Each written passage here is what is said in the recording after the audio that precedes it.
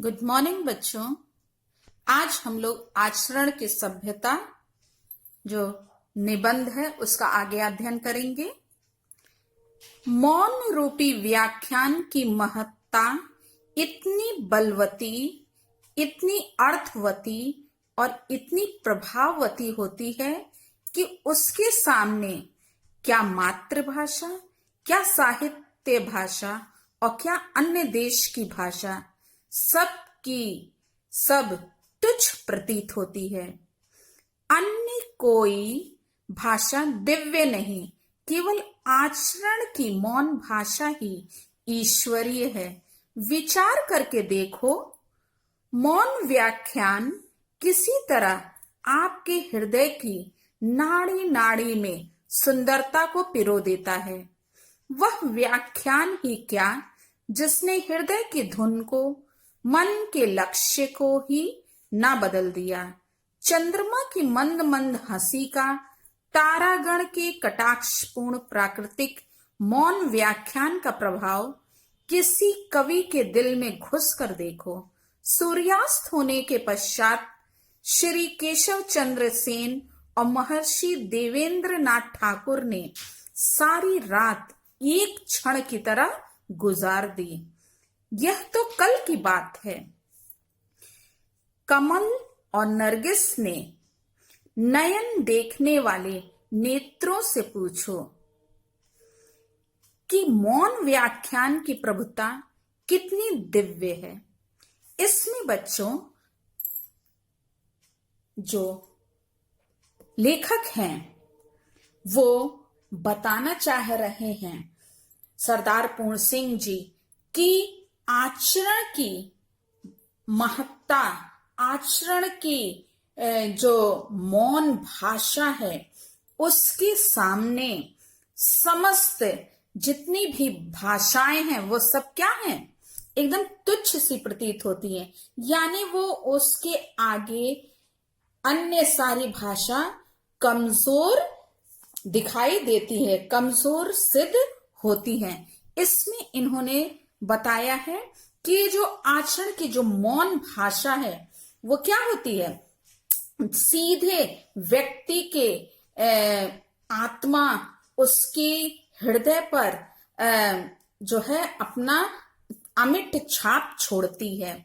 इसमें बताया गया है कि आचरण की जो महत्ता है, जो उसकी मौन रूपी जो व्याख्यान है, जो शब्द रहित है, जिसमें शब्द नहीं है, वो इतनी अधिक बलवती है यानी शक्तिशाली है, वो इतनी अधिक अर्थवती है यानी मीनिंगफुल है यानी अर्थयुक्त है, और इतनी प्रभाववती है यानी प्रभावशाली होती है कि उसके सामने सारी भाषाएं, या चाहे वो मातृभाषा हो, चाहे साहित्य की भाषा हो, या किसी देश विशेष की भाषा हो, सभी क्या है, कमजोर सिद्ध होती है। अन्य कोई भाषा दिव्य नहीं, दिव्य यानी अलौकिक, और कोई भी भाषा ऐसी नहीं है जो क्या हो, अलौकिक हो, क्योंकि समस्त भाषाएं जो है ईश्वर द्वारा वो भाषाएं निर्मित नहीं है, बल्कि किसके द्वारा है, मानव द्वारा भाषाएं निर्मित है। केवल जो दिव्य यानी अलौकिक, जो ईश्वरीय जो भाषा है वो क्या है, ये आचरण की भाषा होती है। मतलब आचरण के द्वारा हम किसी के भी ऊपर अपना पूर्ण अधिकार कर सकते हैं। इसमें ये बताना चाह रहे हैं कि आचरण का इतना ज्यादा प्रभाव व्यक्ति के व्यक्तित्व पर पड़ता है कि वो पूर्ण रूप से परिवर्तित हो जाता है, और उसकी जो है व्यवहार में आपको एक नयापन दिखाई देगा। यहां लिखा है कि विचार करके देखो, मौन व्याख्यान किस तरह आपके हृदय की नाड़ी नाड़ी में सुंदरता पिरो देता है। हाँ, ये हमारी पूरी शरीर को प्रभावित करता है। ये जो भाषा है वो क्या है, हमारे ऊपर बहुत अधिक अधिकार रखती है। वह व्याख्यान ही क्या जिसने हृदय की धुन को, मन के लक्ष्य को ही ना बदल दिया। मतलब कि ये बताना चाह रहे हैं कि वो हमारे हृदय और मन में जो हमारा लक्ष्य है, जो हम मतलब कि सोच बैठे हैं, उसको तक वो क्या कर देती है, परिवर्तित कर देती है, वो बदल देती है। हमने यदि विचार जो है हमने अच्छे अपने लक्ष्य नहीं रखे हैं, हमारे हृदय में अनेक ऐसे विचार हैं जो कि हमारे व्यवहार के लिए जो है अच्छे नहीं है, व्यवहार उस तक को वो क्या है, बदल देने की क्षमता रखती है। मतलब कि उसमें एक चुंबकीय प्रभाव दिखाई पड़ता है। जैसे चुंबक क्या करता है, लौह युक्त जितने भी पदार्थ हैं उनको अपनी ओर खींच लेता है। वैसे ही ये जो अच्छे आचरण वाले व्यक्ति हैं, उनके संपर्क में या उनके सानिध्य में या उनके चरित्र द्वारा हम क्या हो जाते हैं, वो ऐसा अमिट छाप हमारे हृदय पर छोड़ते हैं कि हम पूर्ण रूप से परिवर्तित हो जाते हैं। हमारे हृदय की धुन बदल जाती है। हमारे मन के जो लक्ष्य हैं, जो उद्देश्य हैं, वो परिवर्तित वो कर देने की सामर्थ्य रखता है। चंद्रमा की मंद मंद हंसी का और तारागण के कटाक्षपूर्ण प्राकृतिक मौन व्याख्यान का प्रभाव किसी कवि के दिल में घुसकर देखो। देखिए यहाँ चंद्रमा जो क्या है, वो कुछ कहता नहीं है, ठीक है। वो चंद्रमा जो है उसे मात्र देखने से ही, यहाँ पे कवि जो है वो क्या करता है, अनेकों कल्पनाएं करने लगता है। वो तारागणों के कटाक्षपूर्ण प्राकृतिक मौन व्याख्यान से, वो कुछ कहता नहीं है लेकिन मौन रूप में रहता है, लेकिन फिर भी जो कवि है वो उसके अंदर अनेकों विचार जो हैं कौंधते हैं और वो लोगों के हृदय को पूर्ण रूप से परिवर्तित कर देते हैं।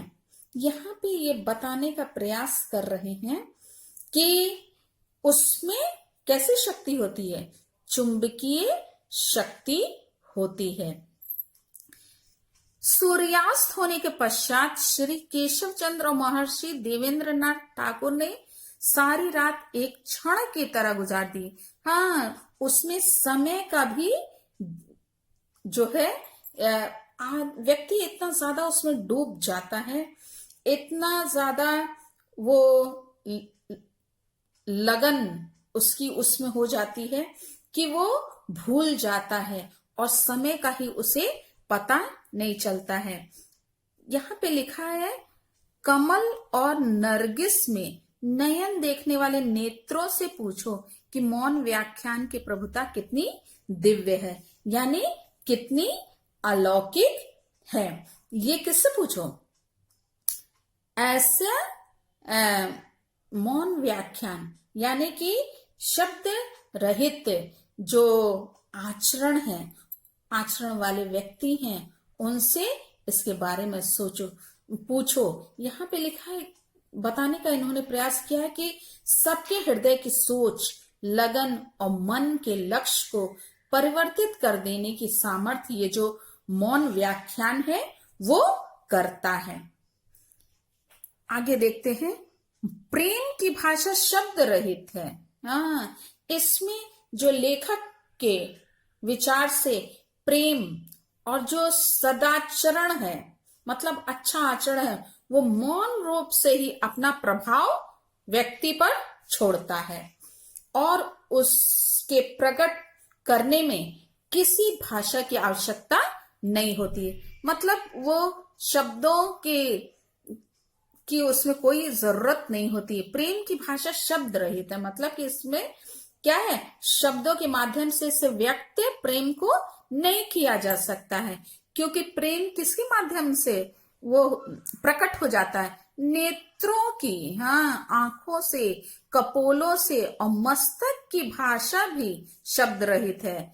और ये क्या है, माथे से ही आप चेहरा केवल देखने मात्र से ही जान जाएंगे। उसमें क्या है, अनेक चेष्टाएं होती हैं, वो क्या कर देती हैं, सारे आपके जो व्यवहार हैं उसको वो प्रकट कर देती हैं। जीवन का तत्व भी शब्द से परे है।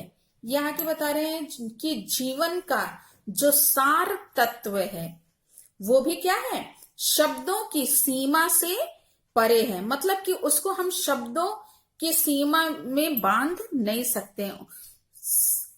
सच्चा आचरण प्रभावशील, अचल, स्थित, संयुक्त आचरण ना तो साहित्य के लंबे व्याख्यानों से गढ़ा जा सकता है, न वेद की श्रुतियों के मीठे उपदेश से, न अंजील से, न कुरान से, न धर्म चर्चा से, न केवल सत्संग से।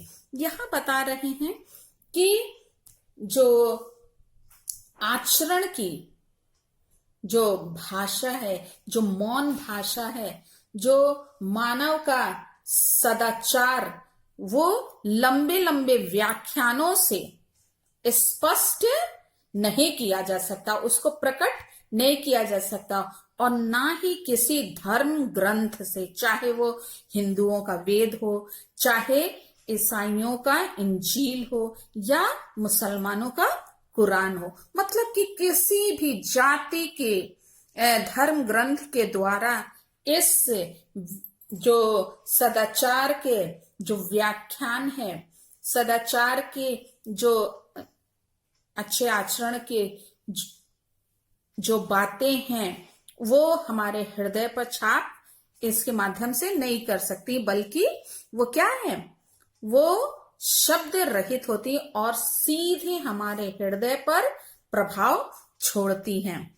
यहां लिखा है, जीवन के अरण्य में धसे हुए पुरुष के हृदय पर प्रकृति और मनुष्य के जीवन में मौन व्याख्यानों के यत्न से सुनार के छोटे छोटे हथौड़े की मंद मंद चोटों की तरह आचरण का रूप प्रत्यक्ष होता है। यहाँ पर बता रहे जिस प्रकार से सुनार जो है वो किसी भी आभूषण को बनाने के लिए उस सोने के टुकड़े पर मंद मंद यानी धीरे धीरे उस पर धीमी धीमी चोट करके सुंदर आभूषण का निर्माण करता है, और फिर वो जा करके एक खूबसूरत गहने के रूप में सामने आता है। उसी प्रकार ही ये जो आचरण है वो भी मनुष्य के हृदय पर धीमे धीमे अपना प्रभाव डालने लगता है। मतलब जो सदाचार है वो उसे शब्दों की आवश्यकता बिल्कुल नहीं है, वो शब्द रहित व्याख्यान के माध्यम से ही वो क्या करता है, मनुष्य के हृदय पर अपना प्रभाव धीमे धीमे डालने लगता है। किस प्रकार से, जैसे सुनार जो है सोने के टुकड़े पर धीमे धीमे जो है प्रहार करके, धीमी धीमी चोट करके वो उसको सुंदर आभूषण बनाने में लगा होता है। तो इसमें बच्चों ये लेखक जो सरदार पूर्ण सिंह जी हैं वो बताना चाह रहे हैं कि जो प्रेम की भाषा है वो कैसी है, शब्द रहित है, उसमें शब्दों की आवश्यकता नहीं होती है। बर्फ का दुपट्टा बांधे हुए हिमालय उस समय तो अति सुंदर, अति ऊंचा और अति गौरवान्वित मालूम होता है, परंतु प्रकृति ने अगणित शताब्दियों के परिश्रम से रेत का एक एक परमाणु समुद्र के जल में डुबो डुबो कर और उनको अपने विचित्र हथौड़े से सुडौल करके उस हिमालय के दर्शन कराए हैं। आचरण भी हिमालय की तरह एक ऊंची कलश वाला मंदिर है। यह वह आम का पेड़ नहीं जिसको मदारी एक क्षण में तुम्हारी आंखों में मिट्टी डालकर अपनी हथेली पर जमा दे। इसके बनने में अनंत काल लगा है। पृथ्वी बन गई, सूर्य बन गया, तारागण आकाश में दौड़ने लगे, परंतु अभी तक आचरण के सुंदर रूप के पूर्ण दर्शन नहीं हुए। कहीं कहीं उसकी अत्यल्प छटा अवश्य दिखाई देती है। बच्चों, इसमें जो है लेखक ने ये बताने का प्रयास किया है कि आचरण का निर्माण जो है वो आकस्मिक रूप से नहीं होता, मतलब कि अचानक ही उसका निर्माण नहीं होता।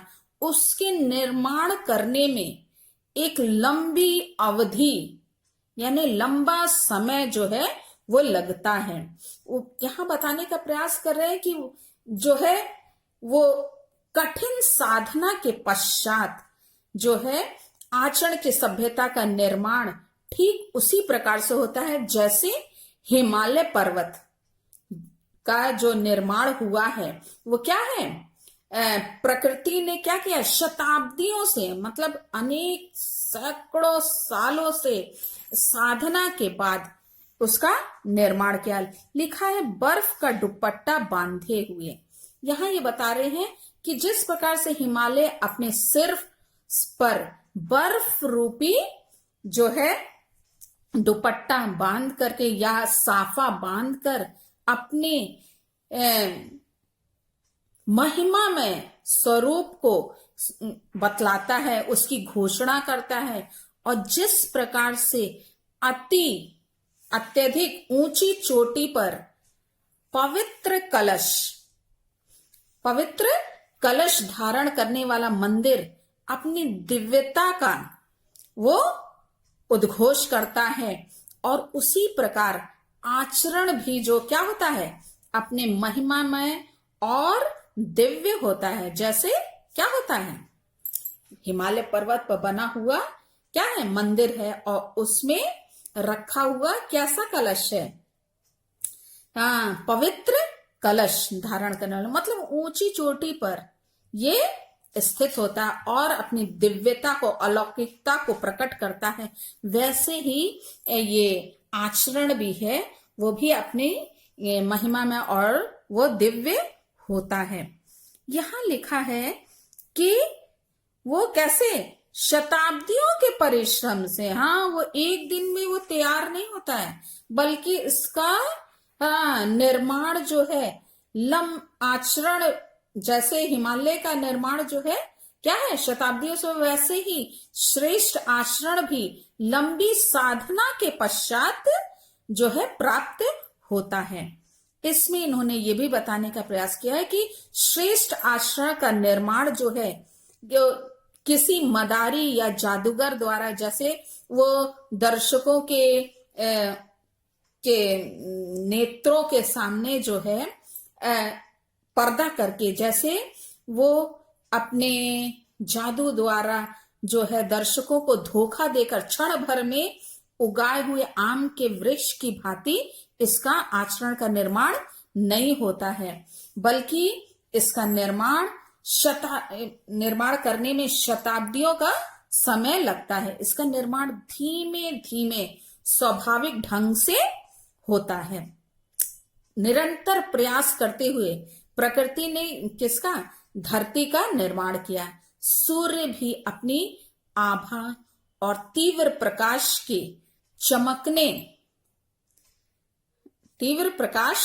के साथ चमकने लगा। नक्षत्रों, तारागणों के समूह ने आकाश मंडल में अपनी गति से दौड़ना आरंभ कर दिया, किंतु जो प्रकृति की उत्पत्ति इतने विस्तृत जो है कालखंड के व्यतीत हो जाने के पश्चात भी आज तक ऐसे पूर्ण सदाचरण के दर्शन दुर्लभ है। मतलब कि इसमें पूरे में यही बताने का इन्होंने प्रयास किया है कि आचरण का निर्माण जो है, ये जो मौन व्याख्यान है, जो श्रेष्ठ आचरण का जो निर्माण है, वो किसी को धोखा दे करके या कैसे जादूगर द्वारा ऐसे नहीं किया जा सकता है, बल्कि हिमालय जिस प्रकार से क्या हुआ है, हिमालय के निर्माण में शताब्दियों का समय लगा है, वैसे ही इसके निर्माण में भी जो है वो कैसा समय लगता है, साधना के, ये लंबी साधना के पश्चात ही प्राप्त होता है। तो बच्चों, आप लोग को पता है कि छोटे छोटे क्वेश्चन इसमें से बीच बीच में से पूछे जाते हैं, तो आप लोग इसकी व्याख्या को ध्यान से सुनिएगा। सबसे पहला प्रश्न जो है इसमें पूछा जाता है कि पाठ क्या है, पाठ का नाम और लेखक का नाम। तो आप क्या बताएंगे कि पाठ का नाम है आचरण की सभ्यता और लेखक है सरदार पूर्ण सिंह, जो कि ये निबंध विधा में लिखी गई रचना है। इसके द्वारा वो पाठक को समझाने का प्रयास कर रहे हैं कि हमें कैसा आचरण रखने की आवश्यकता है, सद आचरण को अपनाना है, भले इसमें हमें क्या रहे, समय ज्यादा लगे। इसकी भाषा कैसी होती है, मौन होती है, इसको शब्दों के माध्यम से व्यक्त नहीं किया जा सकता है। इसमें ढेर सारे बच्चों क्वेश्चन बन सकते हैं कि आचरण की मौन भाषा का संबंध किससे है। तो आचरण की मौन भाषा का संबंध किससे है, इसमें आप लिखेंगे कि आचरण की मौन भाषा का संबंध जो है हृदय तथा आत्मा से, क्योंकि उसका प्रभाव किस पे पड़ता है, हमारे हृदय पर, हमारी आत्मा पर पड़ता है। और इसकी भाषा बहुत क्या है, अर्थयुक्त, शक्तिशाली और प्रभावशाली होती है। ये हमारे लक्ष्य को, हमारे मन के विचारों तक को परिवर्तित कर देने वाली होती है। और इसमें क्वेश्चन बन सकता है कि प्रेम की भाषा के द्वारा हमारे हृदय के भावों को किस प्रकार व्यक्त किया जा सकता है। तो प्रेम को शब्दों के माध्यम से व्यक्त नहीं किया जा सकता है। किसके माध्यम से व्यक्त किया जा सकता है, ये विभिन्न प्रकार की चेष्टाओं से ही प्रकट हो जाता है। प्रेम क्या है, मानव के व्यवहार और उसकी चेष्टाओं से ही प्रकट हो जाता है। इसमें हमारे नेत्र हैं, कपोल हैं और क्या है, ललाट हैं, उसकी रेखाओं से प्रेम क्या हो जाता है, वो छिप नहीं पाता, बल्कि वो अगले के सामने वो भावों को व्यक्त कर देता। हमारे नेत्र जो है सब बता देते हैं। यहाँ पे बच्चों छोटे छोटे क्वेश्चन बनेंगे, जब आपको इसका अर्थ मालूम रहेगा तो आप आराम से कर सकते हैं। और आगे ये भी क्वेश्चन बन सकता है कि आचरण महिमा में और दिव्य किस प्रकार होता है। आचरण जो है वो किस प्रकार महिमा में और दिव्य होता है। तो आप इसमें लिख सकते हैं कि जिस प्रकार हिमालय अपने सिर पर बंधे हुए बर्फ रूपी साफा बांधकर अपनी महिमामय रूप की घोषणा करता है, और जिस प्रकार अपनी चोटी जो है पर पवित्र कलश धारण करने वाला मंदिर अपनी दिव्यता को प्रकट करता है, उसका उद्घोष करता है, उसी प्रकार आचरण भी महिमामय और दिव्य होता है। तो ऐसे बच्चों ढेर सारे क्वेश्चन बन सकते हैं। श्रेष्ठ आचरण का निर्माण कितने समय में हो सकता है, जैसे तो आप बताएंगे कि वो 1-2 दिन में नहीं हो सकता है। इसका निर्माण करने में क्या है, लंबी साधना के पश्चात ही ये प्राप्त होता है। तो जब आपको इसकी व्याख्या मालूम रहेगी तो आप क्या करेंगे, अच्छे से उसका आंसर दे सकेंगे। तो बच्चों ध्यान से वीडियो को सुनिएगा। Thank you.